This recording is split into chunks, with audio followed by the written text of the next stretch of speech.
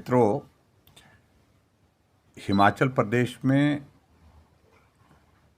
जब से ये आपदा का दौर शुरू हुआ है, केंद्र सरकार लगातार हिमाचल को मदद कर रही है, हर संभव मदद कर रही है।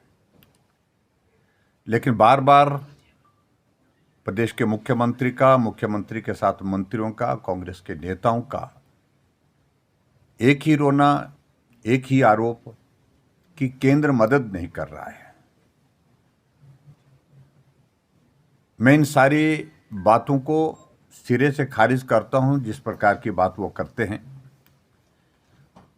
और आंकड़े उस सारी चीज के गवाह हैं। हिमाचल प्रदेश में 2023 के पश्चात आपदा 24 में भी नुकसान करके गई, लेकिन 2025 में बहुत ज्यादा नुकसान करके गई।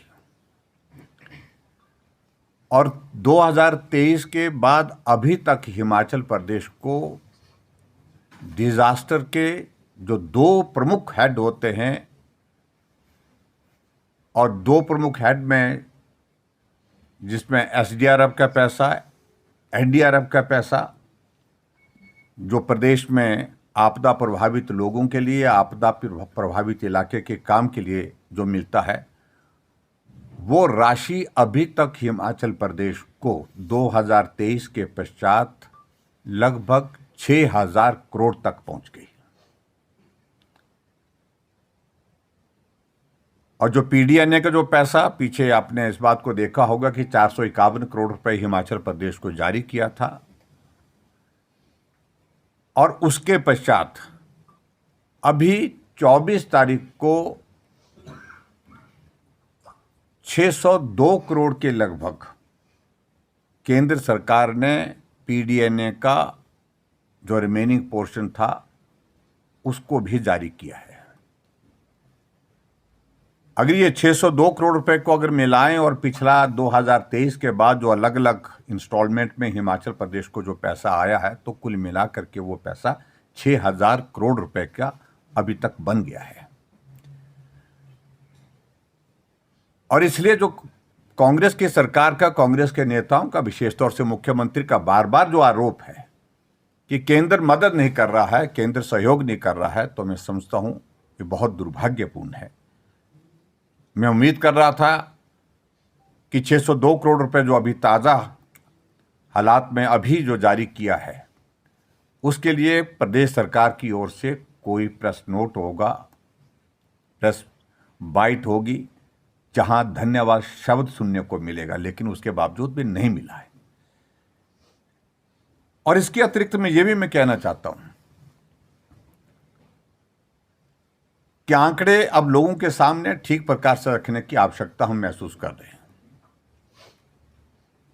हमने विधानसभा के अंदर भी सारे आंकड़े रखे हैं, और उसके बाद जो प्रधानमंत्री जी का अभी 2025 के दौरान जो नुकसान के जो डैमेजेस यहाँ पर क्लाउड बर्स्ट के कारण, आपदा के कारण जो हुए थे, उसका जायजा लेने के लिए आए, तो 1500 करोड़ रुपए और प्रधानमंत्री जी ने ऐलान करके रखा है। और निश्चित रूप से वो पैसा भी हम उम्मीद करते हैं कि आने वाले समय में वो निश्चित रूप से हिमाचल प्रदेश को मिलेगा। लेकिन जो हिमाचल का हिस्सा है, वो लगातार जिस रूप में मिलना चाहिए उस रूप में उसको दिया जा रहा है। मैं आज हिमाचल प्रदेश की जनता की ओर से, आपदा प्रभावित परिवारों की ओर से, आदरणीय प्रधानमंत्री नरेंद्र मोदी जी का हृदय से आभार व्यक्त करता हूं कि संकट की घड़ी में प्रदेश सरकार जिस रूप में खड़ी होनी चाहिए थी आपदा प्रभावित लोगों के साथ, वो तो नहीं दिखी। लेकिन देवभूमि हिमाचल प्रदेश के लोगों ने केंद्र सरकार को, प्रधानमंत्री नरेंद्र मोदी जी को, गृह मंत्री अमित शाह जी को आपदा प्रभावित लोगों की मदद के लिए हर वक्त अपने साथ खड़े हुए देखा। इसके लिए मैं आभार व्यक्त करता हूं, और विशेष तौर से मैं ये आज आप सबके माध्यम से यही कहूँगा कि मुख्यमंत्री जी, मुझे लगता है कि नैतिकता यही बनती है कि केंद्र सरकार से जो मदद मिल रही है, कि शब्द आपके पास धन्यवाद का आपके मुंह से निकलना चाहिए। ये प्रदेश भी देखना चाहता है, और वो आपदा प्रभावित लोग भी देखना चाहते, सुनना चाहते हैं। दूसरा पार्ट जो इम्पोर्टेंट है कि जो केंद्र से जो डिजास्टर का पैसा अभी तक जो 6,000 करोड़ रुपए मिला है, क्या वो आपदा प्रभावित परिवारों को मिला है? क्या वो आपदा प्रभावित इलाकों में जो डैमेजेस हुए थे उसकी रेस्टोरेशन के लिए वो लगा है, खर्च हुआ है? ये एक प्रश्न है जिस प्रश्न को मैं मुख्यमंत्री से विधानसभा के अंदर भी पूछता रहा, जवाब नहीं मिला। ये प्रश्न है जिसको विधानसभा के बाहर भी हम सभाओं में, कार्यक्रम में हम पूछते रहे, लेकिन जवाब नहीं मिला।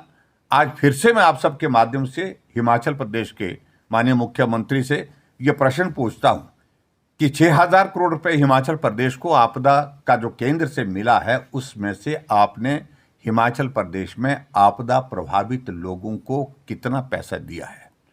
अभी तक जो आंकड़े हमारे पास आए हैं, मोटे तौर पर आपदा प्रभावित परिवारों को लगभग 500 करोड़ के लगभग खर्च किया गया है। और आपने 2023 के उस दौर में कहा था कि 4,500 करोड़ रुपए के पैकेज की मैं अनाउंसमेंट करता हूं, लेकिन जब विधानसभा में उसका आंकड़ा हमने पूछा था तो वो आंकड़ा 300 करोड़ को भी टच नहीं कर पाया। और इसलिए मैं मुख्यमंत्री जी से ये कहूँगा कि कम से कम हिमाचल प्रदेश में आपदा प्रभावित लोगों के साथ झूठ बोलना बंद करें। आज मैं सिर्फ इतना ही कहना चाहता हूं कि प्रधानमंत्री नरेंद्र मोदी जी का मैं हृदय से आभार व्यक्त करता हूं। मैं आदरणीय पार्टी के हमारे राष्ट्रीय अध्यक्ष जगत प्रकाश नड्डा जी का भी आभार व्यक्त करता हूं। लगातार हम उनके माध्यम से सारे मामलों को केंद्र तक पहुंचाने के लिए काम करते रहे। गृह मंत्री जी, उनका भी आभार व्यक्त करता हूं। जहां आपदा प्रभावित हिमाचल प्रदेश के लोगों के लिए आपने अभी ताज़ा जो लेटेस्ट जो अमाउंट भेजा है 602 करोड़ रुपए, उसके लिए हृदय से आभार, धन्यवाद। Thank you. आईजीएमसी का मुद्दा जो एक नए मोड़ तक पहुंच चुका है सर, उसको लेकर क्या कहना चाहेंगे सर? देखिए, सारे बात को लेकर के मुझे लगता है कि हमने अपनी बात बड़ी स्पष्ट शब्दों में कही है। जो घटना है बहुत दुखद है और दोनों तरफ से दुखद है। अगर मैं बात कहूं, डॉक्टर को भी मरीज के ऊपर हाथ नहीं उठाना चाहिए था, वो भी गलत है। लेकिन मरीज को भी डॉक्टर को लात मारनी चाहिए थी, ये भी गलत है। दोनों चीजें गलत हैं। और ऐसे में जहां आगे बढ़ करके हॉस्पिटल प्रशासन और सरकार को, स्वास्थ्य विभाग को जिस तत्परता के साथ काम करना चाहिए, उस प्रकार से काम नहीं चल रहा है, नहीं हो पा रहा है। स्वास्थ्य सुविधाओं के सिलसिले में एक बार नहीं अनेकों बार चर्चा हुई। भाषण में कहा जाता है कि हमने इस तरह की व्यवस्थाएं जोड़ दी, लेकिन आपके सामने व्यवस्थाएं तार तार होती हुई एक बार नहीं अनेकों बार दिखी हुई है। तो इसलिए हम इस सारे मामले को लेकर के इतना जरूर कहना चाहते हैं कि डॉक्टर के खिलाफ एक्शन हुआ है। हम एक्शन का जो गवर्नमेंट की ओर से लिया गया है, उसके सिलसिले में सिर्फ इतना ही कहना चाहते हैं कि सस्पेंशन स्वाभाविक रूप से जो हुआ है उसमें जस्टिफाई होती है, लेकिन टर्मिनेशन सर्विस से डॉक्टर की करना ये काफ़ी हार्श है। इस पर पुनः विचार करने की आवश्यकता है। और सबसे बड़ी बात, दूसरी बात, कि जब दोनों तरफ से गलतियां हुई हैं, ना डॉक्टर को और ना ही उस पेशेंट की तरफ से इस सारी चीज़ को आगे बहुत ज़्यादा बढ़ाना चाहिए, रास्ता निकालना चाहिए। स्वास्थ्य की सुविधाएं प्रभावित नहीं होनी चाहिए, वो रिस्टोर होनी चाहिए। डॉक्टर स्ट्राइक कॉल ऑफ करें, स्ट्राइक से वापिस आएँ, काम में लगें, और मरीज लोग जिनकी पीड़ा को दूर करने का काम डॉक्टर्स का है, उस काम में लगें। ये सरकार की जिम्मेवारी है। इसको प्रेस्टीज इशू बनाने की आवश्यकता नहीं है। लेकिन मेरा इतना कहना है कि अपरिपक्व फैसले सरकार की लेने की आदत है। और ये इस सिलसिले में भी उस दृष्टि से जो फैसले लिए गए हैं, जो काम किया गया है, मैं समझता हूँ उस तरह से एक उदाहरण हमारे सामने ये भी है। और जो खास तौर से डॉक्टर जब मिले हैं तो डॉक्टर्स के साथ मुख्यमंत्री ने कहा कि हम एक बार फिर से नए सिरे से जांच करेंगे, नए सिरे से रिपोर्ट मांगेंगे।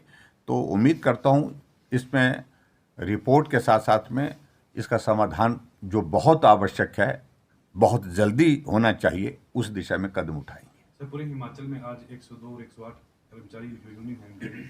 इन्हें भी स्ट्राइक की अनुमति नहीं होनी चाहिए, जैसे एसेंशियल सर्विसेज के अंदर स्वास्थ्य सेवाएं आती हैं और पैरामिलिट्री हो, पुलिस हो, अगर इस तरह से बार बार स्वास्थ्य जो डॉक्टर्स हैं इस तरह से बार बार स्ट्राइक पे जाएंगे तो ये एक बात मैं ये मान करके चलता हूँ कि हर बात पर डॉक्टर को स्ट्राइक पर जाना ये भी उचित नहीं है, लेकिन अभी जो जिस इशू को लेकर के उसमें सरकार को इंटरवीन करना चाहिए। कोई प्रेस्टीज इशू बनाने की आवश्यकता नहीं है। लोगों की ज़िंदगी का सवाल है यहाँ पर। लोगों की ज़िंदगी से महत्वपूर्ण कुछ चीज़ नहीं है, कोई चीज़ इससे कीमती नहीं है। लोगों की ज़िंदगी जब जोखिम में हो गई डॉक्टर की स्ट्राइक की वजह से, मुझे लगता है कि तुरंत प्रभाव से स्ट्राइक कॉल ऑफ हो जाए, स्ट्राइक बंद हो जाए। इसके लिए सरकार को कदम उठाना चाहिए और उसके बाद बाकी चीज़ें होती रहेंगी। मुझे लगता है कि इतना ही कहना सर, पड़ेगा। आखिरी सवाल कि जिस तरह समाज इस मामले में दो भागों में बट गया, मरीज डॉक्टर, भाजपा के भी दो विधायकों के स्टैंड अलग अलग नजर आते हैं। एक विधायक ने इसका समर्थन किया है और दूसरी तरफ दूसरे विधायक जो है टर्मिनेशन को वापस मांग रहे हैं, इसको किस तरह से देखते हैं? ये देखिए, इस सारी चीज़ को लेकर के मैं यही कहूँगा कि दोनों विधायक का अपना अपना क्षेत्र का आकलन होगा वो सारी उस दृष्टि से, क्योंकि दोनों एक उस तरह से इस सारी चीज़ को देखा होगा। लेकिन जब हम कह रहे हैं, हम यही कह रहे हैं कि सरकार की जिम्मेवारी है स्वास्थ्य की सुविधाएं रिस्टोर हो, डॉक्टर की स्ट्राइक खत्म हो और उसके साथ दोनों पक्ष को सुनने के पश्चात इसका समाधान निकाले। आने वाले समय में इस प्रकार की घटना नहीं हो, उस बात को सुनिश्चित करने की जिम्मेवारी अगर है तो सरकार की है। कांग्रेस